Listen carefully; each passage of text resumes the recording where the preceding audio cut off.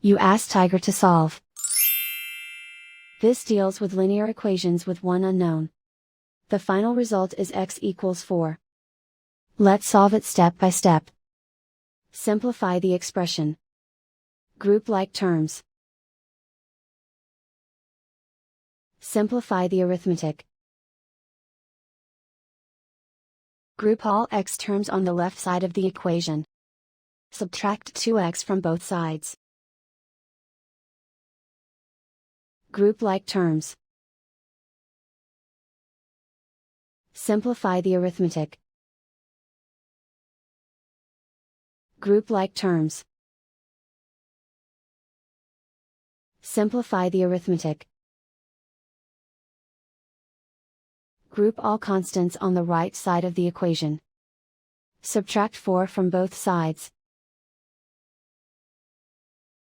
Simplify the arithmetic.